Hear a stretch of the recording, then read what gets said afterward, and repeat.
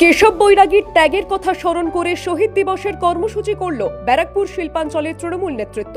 অন্যদিকে অসীম দাসের প্রতিকৃতিতে মালা দিয়ে দলীয় পতাকা উত্তোলন করে শহীদ সমাবেশের পথে হুগলির তৃণমূল কর্মীরা।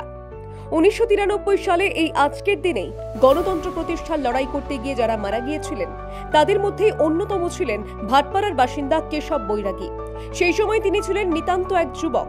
তার মৃত্যুর পর অসহায় হয়ে পড়েছিল গোটা পরিবার।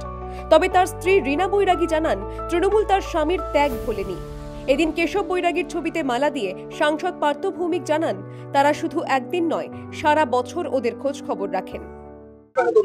না, উনি পাশে ছিলেন।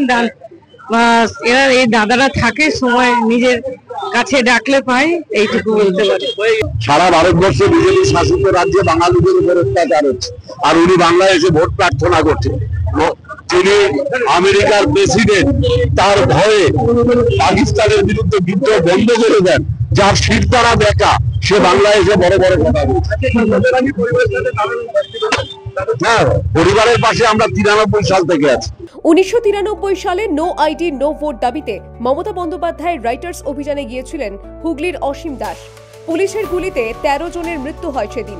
সেখানে ছিলেন হুগলির অসীমও। চুচুড়া পুরসভার 1 নম্বর ওয়ার্ডের বাসিন্দা ছিলেন তিনি। হুগলি মধ্যাঞ্চল তৃণমূল কার্যালয়ে অসীমের ছবিতে মালা দেন হুগলি জেলা পরিষদের মৎস্য কর্মাধ্যক্ষ নির্মাল্য চক্রবর্তী। এই বছরের শহীদ দিবস, শহীদ তর্পণ দিবস একটা নতুন বার্তা নিয়ে আসবে। আর এই বছরের তাৎপর্য হলো, আগামী বছর আপনারা জানেন যে বিধানসভা নির্বাচন, এবং বিধানসভা নির্বাচনের আগে শেষ শহীদ দিবস আমাদের। আমরা শহীদ দিবস থেকে আগামী দিনের বার্তা পাবো মাননীয় মুখ্যমন্ত্রী, আমাদের সুযোগ্য সেনাপতি অভিষেক বন্দ্যোপাধ্যায় থেকে, আমাদের সুপ্রিমো মমতা বন্দ্যোপাধ্যায় থেকে, এবং সেই পথ অনুসরণ করে আমরা আগামী দিনে চলবো।